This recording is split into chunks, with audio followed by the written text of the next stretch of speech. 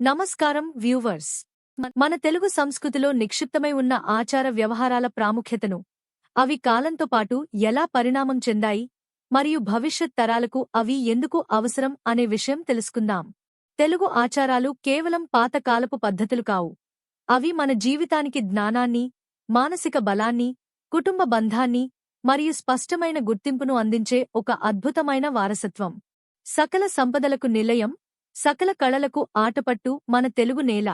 మరి ఈ నేలమీద జీవించే మనకంటూ ప్రత్యేకమైన గుర్తింపును ఇచ్చేవి ఏమిటి? అవే మన తెలుగు ఆచారాలు.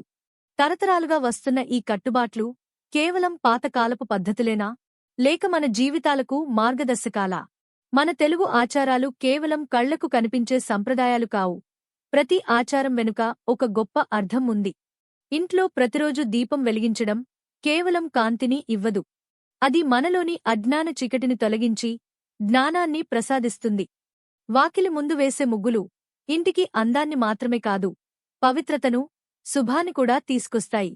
ఇవి పరిశుభ్రతకు, సృజనాత్మకతకు ప్రతీకలు. అన్నం పరబ్రహ్మ స్వరూపం అని నమ్మి ఆహారాన్ని వృధా చేయకుండా కుటుంబం అంత కలిసి భోజనం చేయటం వల్ల ఆరోగ్యంతో పాటు మానసిక సంతృప్తిని ఇస్తుంది. పెద్దల పాదాలకు నమస్కరించి ఆశీర్వాదం తీసుకోవడం మనలో వినయాన్ని, సంస్కారాన్ని పెంచుతుంది. వారి అనుభవం, జ్ఞానం మనకు దారి చూపిస్తాయి. మరి ఈ ఆధునిక యుగంలో ఈ ఆచారాలు అవసరమా? ఖచ్చితంగా.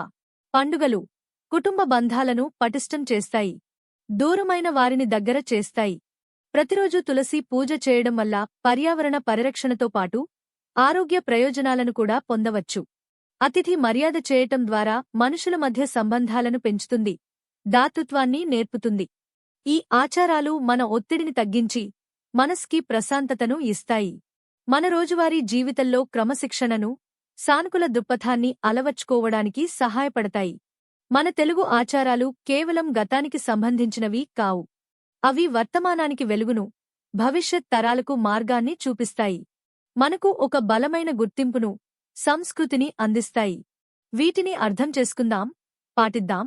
మన జీవితాలను మరింత అర్థవంతంగా, సంతోషంగా మార్చుకుందాం. మన గొప్ప వారసత్వాన్ని గర్వంగా ముందుకు తీసుకెళ్దాం. ఈ వీడియో మీకు నచ్చినట్లయితే లైక్ చేయండి, షేర్ చేయండి.